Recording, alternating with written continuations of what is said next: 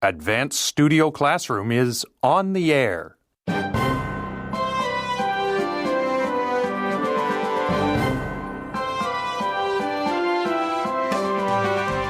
Join us today on Advanced as we continue talking about the pressures of getting into a top American college.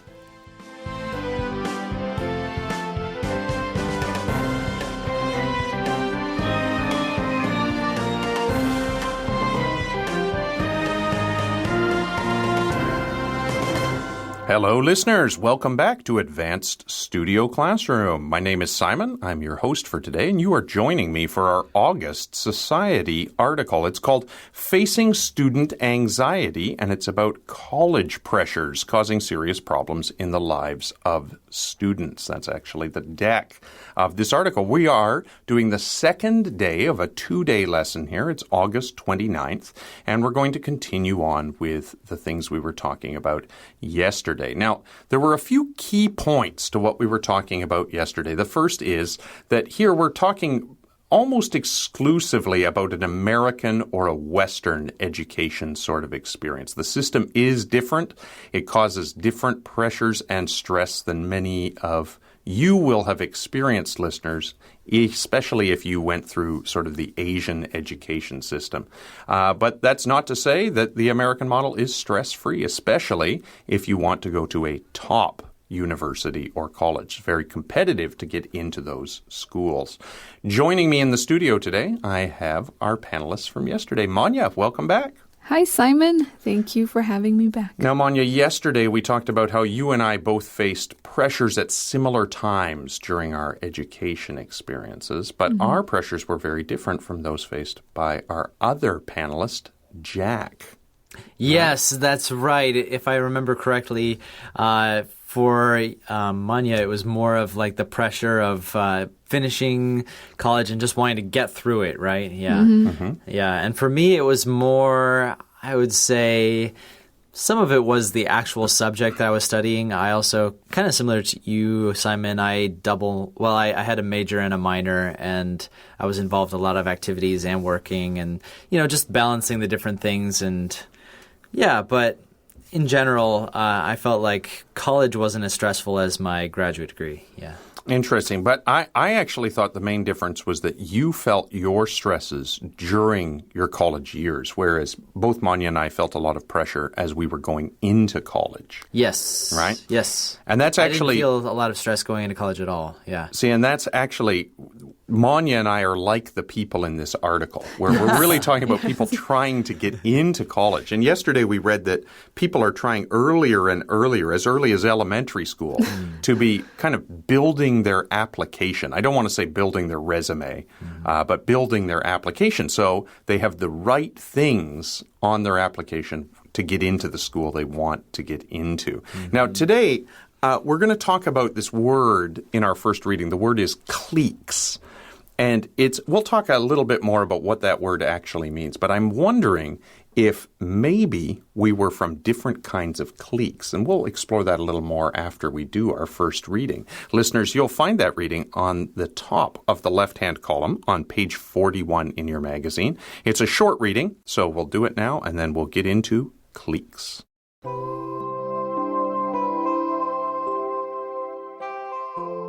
In studying high school cliques, Rachel Gordon, a sociology professor at the University of Illinois at Chicago, found increased anxiety about parents' expectations worse than in earlier studies of teens, especially in the group of students known as brains.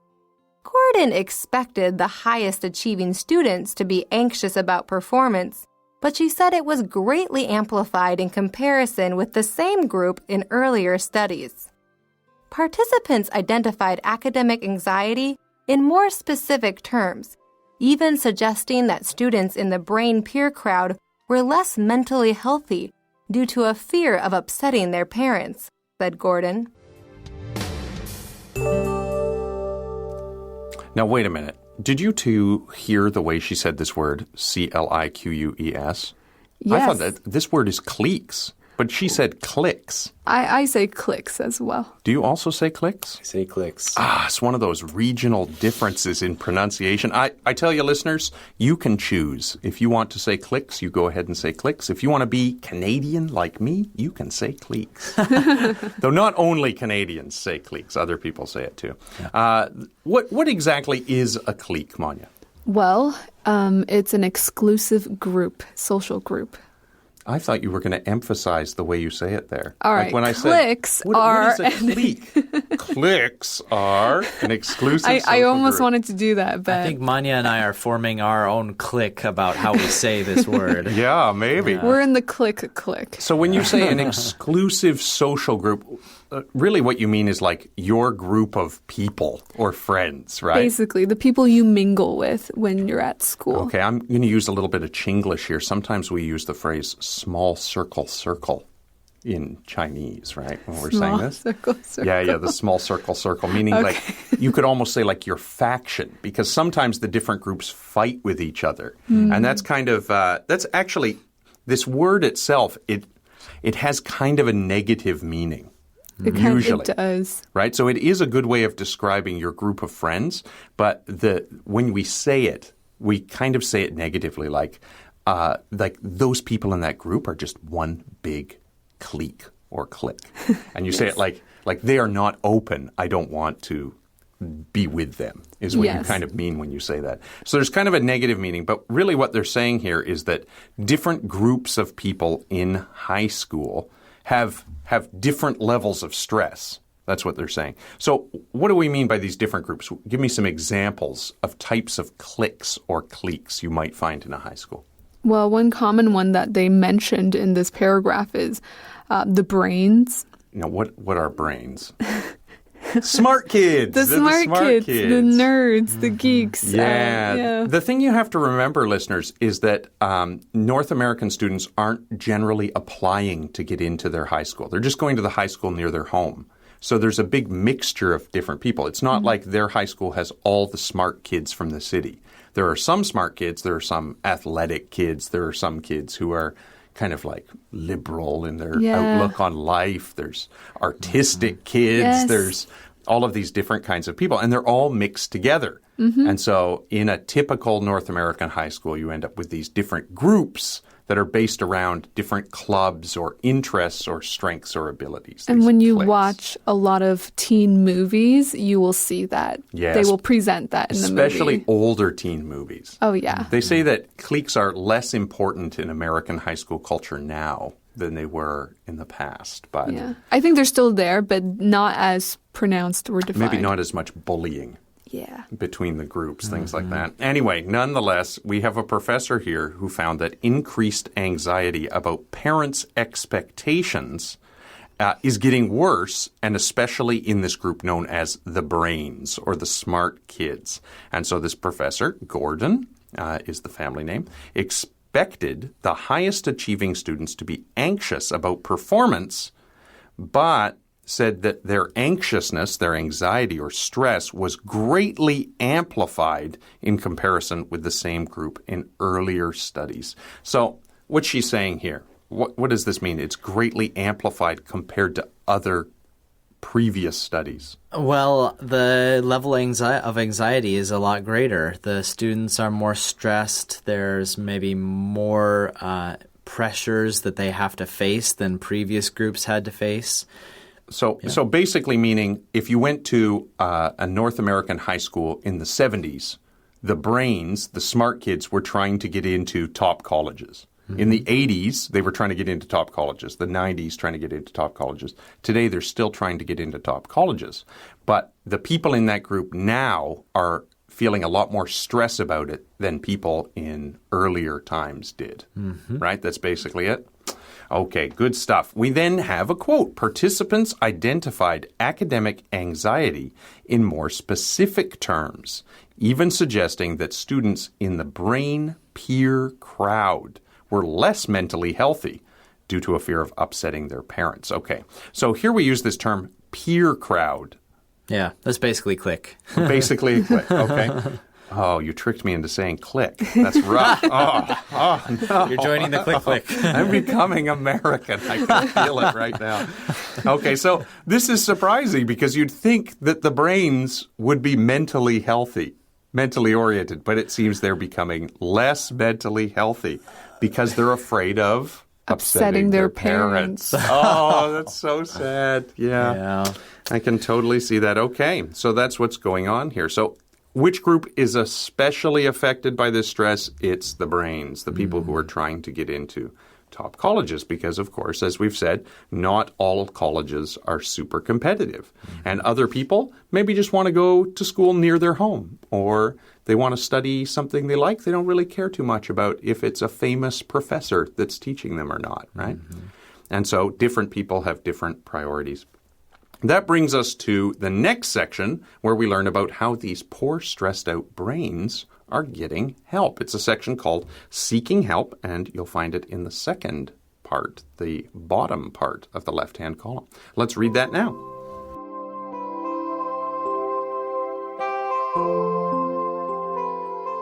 Seeking help. Arbir said that the students who are most afflicted and debilitated by anxiety often have therapists who they're seeing outside of school in an attempt to mitigate it.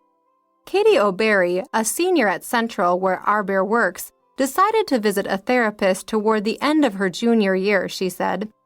AP tests were coming up, so to cope with all that anxiety and all that stress, I started to go to therapy, and it literally has changed my life, O'Berry said.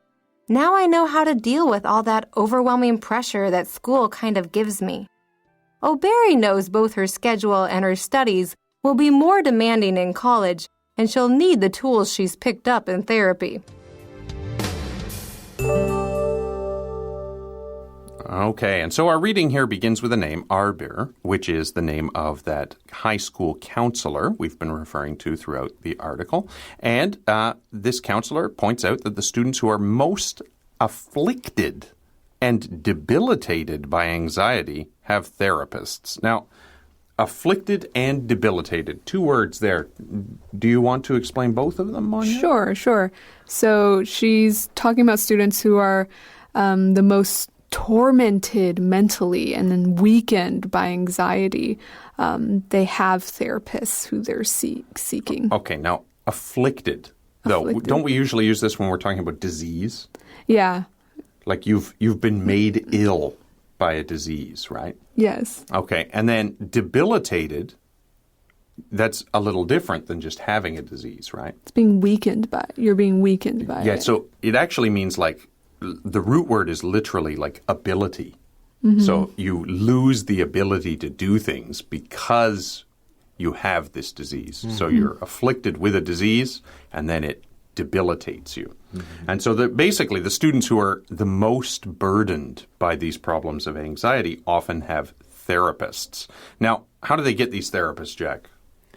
Well, I'm sure their parents probably help them find a therapist. I'm not imagining that a lot of high schoolers are pursuing a therapist on their own, but it could be that, I don't know, maybe that the school has some kind of, maybe, for instance, the school counselor can help arrange therapy sessions outside of the school or something like that. Well, I think you were on the right track when you said like their parents help them, because here they say they're therapists they're seeing outside of school, And so this is an option for people who are maybe a little wealthier. They can pay for private therapists.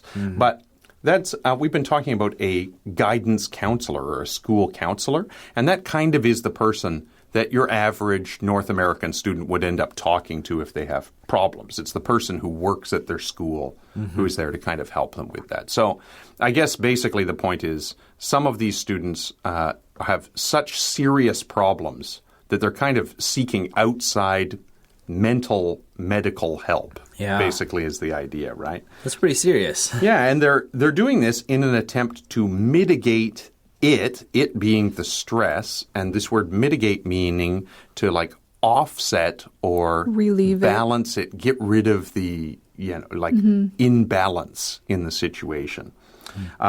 We then hear a quote from a senior, and a senior, of course, is a person in their last year of high school. What does she say, Manya? She said AP tests were coming up, so to cope with all of that, the anxiety and stress, she started to go to therapy. Okay. And it changed her life.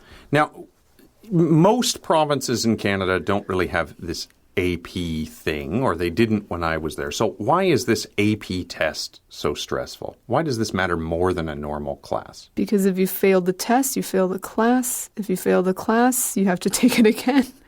Okay, but why do you care so much about the APs? Like, I understand they look good on your application. I think a lot of schools accept them as credits as well. Oh, so it's like you might fulfill a requirement for college. It's like you're getting pass it. free college credit ahead of time. Not free, because I think you have to pay for the test. Okay. Cheaper college credit. Sure. And this just kind of returns us to that point where the real barrier for everybody in North American education is cost, right? I guess not for everybody, but yeah, okay. So a lot of pressure associated with one time of year when you're doing these tests, even though they're not really like entrance exams for the university. It's just a test for a class. Yeah. But it has a real effect on your application, et cetera. Yeah. Okay, and so this senior went to a therapist to learn how to deal with the stress, and it changed her life. How did it change her life, Jack? Well, she says, now that I know how to deal with all that overwhelming pressure that school gives her. So basically, the therapy sessions helped her understand how to deal with the pressures, have a healthy response to the scheduling, the different things that she has to do, preparing for it. So she feels like she can deal with it in a healthy way now. Okay, and this is important because she says she knows that both her schedule and studies will be more demanding in college. So she's picking up these tools now, and she'll really need them later when it gets even more stressful. Okay, that brings us to a section called Going Overboard. Now, that has a very special meaning in English, but let's read the section first, and then we'll talk about what going overboard means.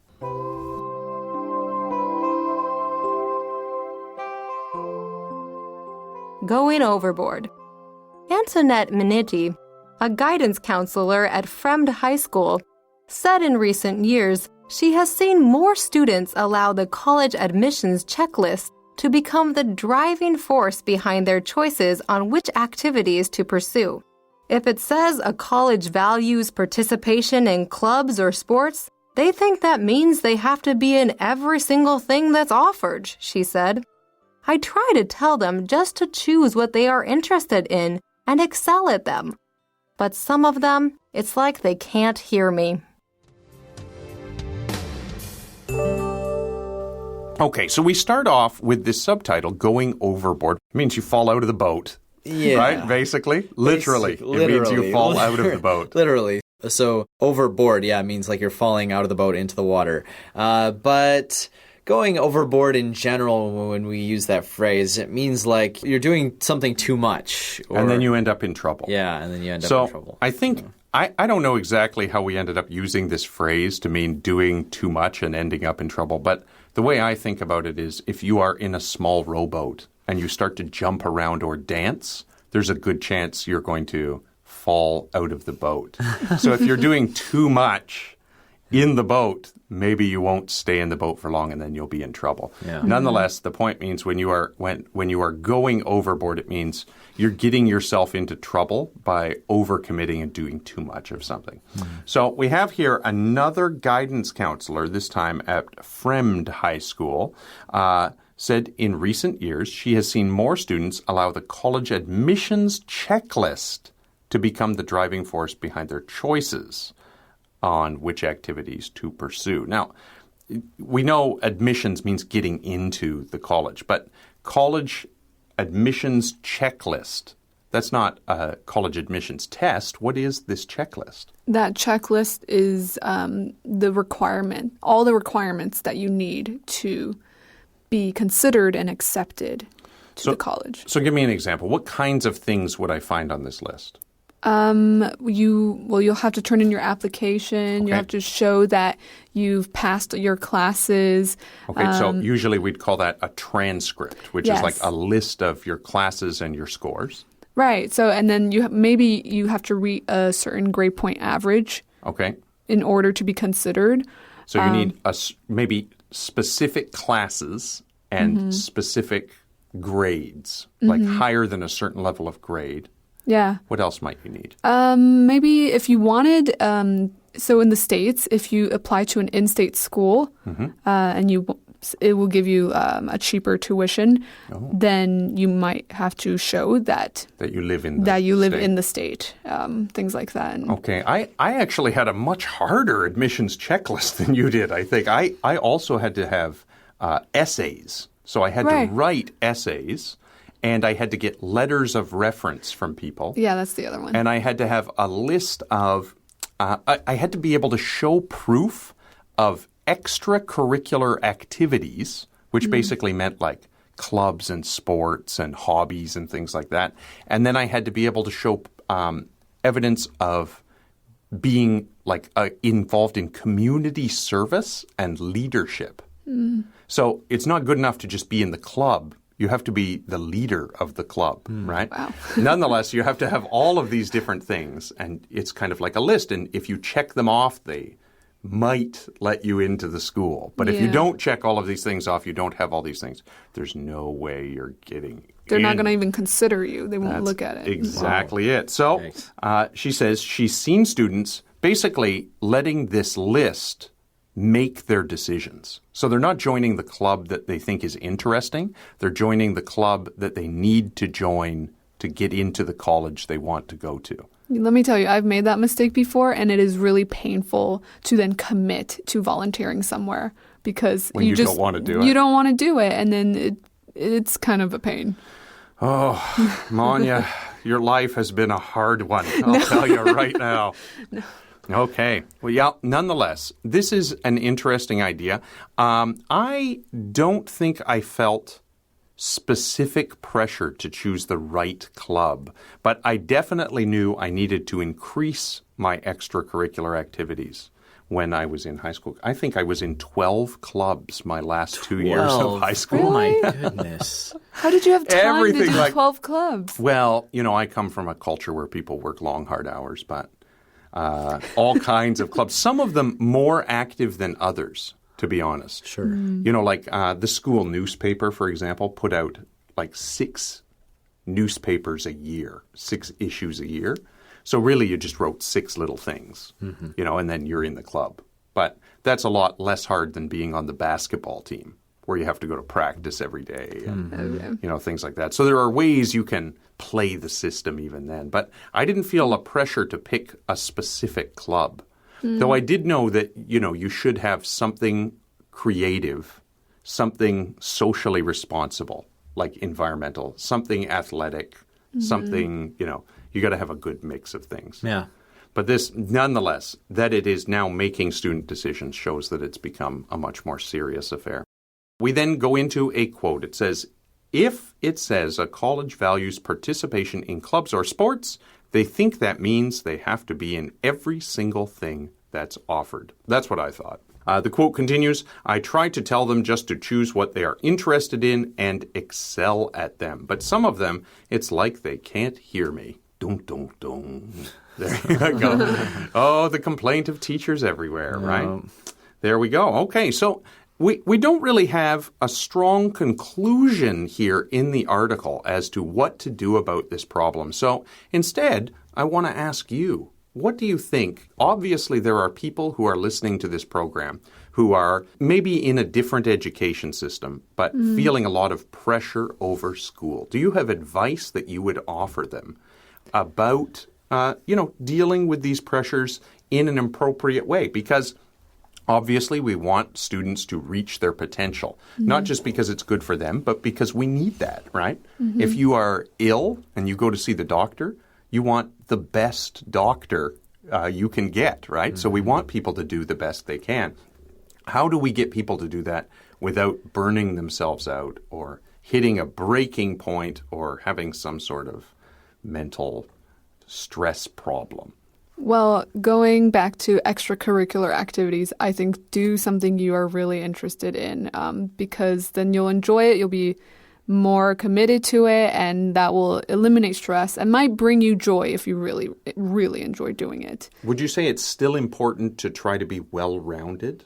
Yes, I think definitely give everything a try, but Like I didn't really like the artistic stuff, for example. Should I make myself do that anyway? I think you should try it. Always have a trial period. And then eventually, after a while, if it's not something you want, maybe find something else and move on.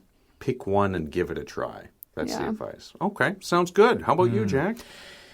Yeah, there's so much that can be said. Honestly, I think that a lot of this pressure has to do with actually cliques, basically, or kind of a social group.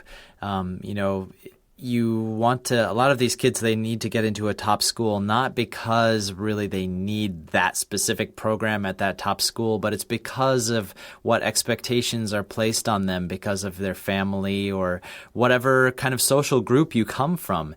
And honestly, I know if you're a young person and you're listening, you want to respect those around you. It is also your life, though, in a way. And I would just say maybe you do have some choice in that. Maybe you don't. But don't put all of your hope into it. If, for instance, hopefully it goes okay, but if it doesn't, it's not going to be the end of your life. You can still have a very meaningful, wonderful life not going to some of the top colleges. And you don't have to feel like that's going to be the end if you don't think anything very serious if it doesn't end up the way you may find that it actually turned out better than you had hoped. Jack, that is the most American advice I thought I would ever hear on this program. So I am going to make my advice. I was going to say something about being balanced, but I think I'm going to make my advice, do what your mother tells you to do. Suck it up and do what your mother tells you to do. No, just kidding. I think that was great advice, Jack. But we are coming to the end of our program here today, and so unfortunately it is time for us to say goodbye. Until next time, I'm Simon. I'm Manya. And Jack. Bye-bye. Goodbye. Bye.